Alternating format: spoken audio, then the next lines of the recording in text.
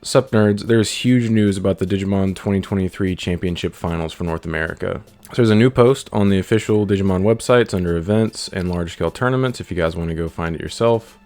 So they made an announcement that it's going to take place during the Bandai Card Games Fest in Los Angeles. I've already looked this up. It's actually the LA Convention Center. Kind of disappointing considering how expensive it is to travel to LA, especially for someone like me who lives literally across the country. But I'm sure it's not really cheap for anybody unless you like live locally in LA. And then talking about Worlds, it'll take place in March, blah, blah, blah. The biggest piece of news here is the fact that this announcement was made. North America Championship Finals have been changed to an open event as of September 7th, 2023. So regional invites don't mean anything except for this little caveat right here. North American players who want an invite from regionals will have priority registration and receive a 2-round bye in place of their invite.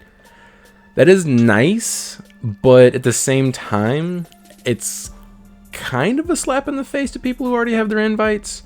Like, a 2-round bye is cool. Maybe you get to sleep in that day, although potentially not if you have to like check in for the tournament. This news basically just turned nationals from like probably a 300 to 400 person event with closed registration to most likely capped at whatever they decide to cap it at. Ideally, they do cap it, because if they don't, with it being in LA, it's probably going to be monstrously huge with open reg. And that could end up being a 3-day tournament if they don't actually cap the registrations. And turns out the fest actually only takes place for 3 days, so like they would have to cap it at some point. I'm not sure how I feel about this. I'm excited that it's open as someone who does not currently have an invite yet. But at the same time, if I already had an invite, I would probably be a little salty about this. This does make the regionals that are scheduled to take place for the rest of the season kind of odd, because like there's really not a reason to play in those. I guess you could earn a 2-round bye potentially for essentially going X1 in an 8 to 9 round tournament. But the pricing for regionals is just straight up not good. You get like a couple of event packs, and like first place I think gets a box. But like the participant cards and the stamped cards, like those aren't really worth it in my opinion.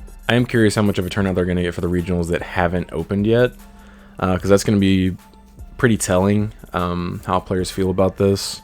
Although I am curious what your thoughts are. I think all in all, this is probably a positive. I think them taking away the invite from the store championship kind of sucked, because it basically was going to turn Nats into like a very small tournament. But at the same time, I don't know if this was the way to go about it. I know in their current system, they could actually determine who has won store championships already. If they wanted to, they could retroactively give store champions their nationals invite. And that would kind of solve the issue they caused by taking away the invite for store champions. I do appreciate they did something about this, because it was very difficult to get your invite. You literally had to go X1 in an 8 to 9 round tournament with no top cut, and even then you could be boned on tiebreakers with people at the top tables with too many draws, or if there were too many draws at the top tables, I should say. Having said all that though, I am still unsure if I'm going to go to nationals this year.